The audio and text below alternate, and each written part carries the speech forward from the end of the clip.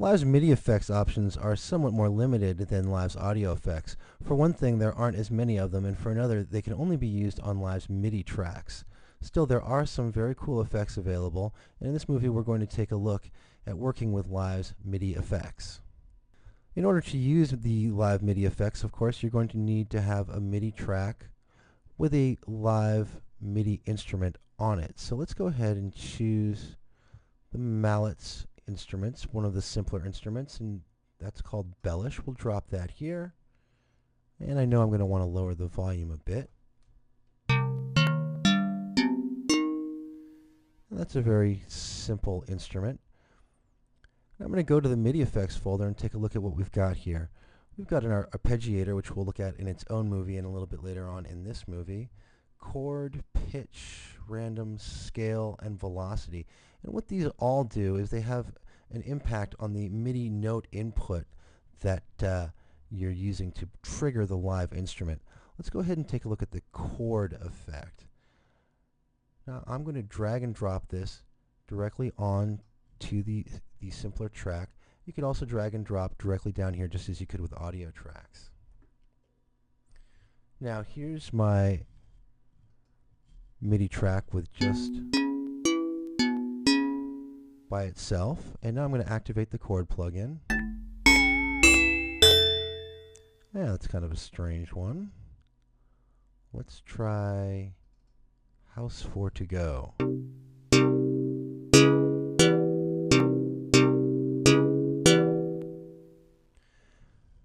And as with all of the MIDI effects, you'll have some adjustable parameters. In this case, I can choose different notes for my chord. And just like with audio effects, you can click the Save Preset button.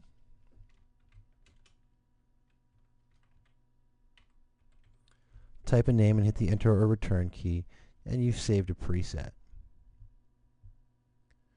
We also have the Hot Swap button for changing between presets in real time.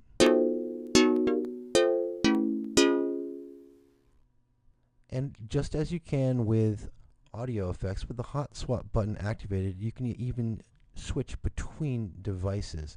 I'm going to go ahead and add the arpeggiator here in place of the chord MIDI effect.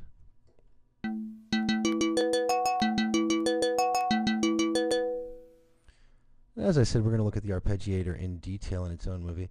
What I wanted to show you here is that you're not limited to working with just MIDI effects on a track.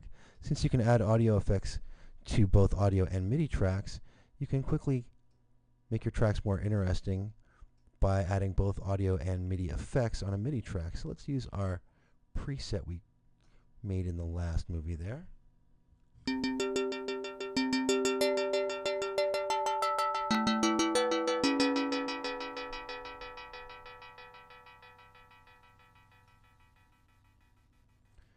And just as you could with your audio effects, you can create groups of MIDI effects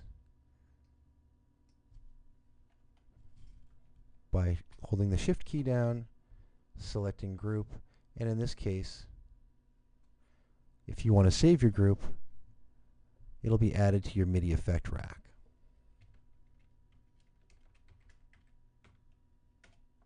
Something I want to point out before we finish up this movie, you'll notice this blue hand that appears when I select any of my effect devices. Now, this hand indicates that the effect device is capable of being controlled by my external MIDI controller, in this case my MIDI keyboard. And we'll get into this remote control functionality later on when we look at MIDI mapping.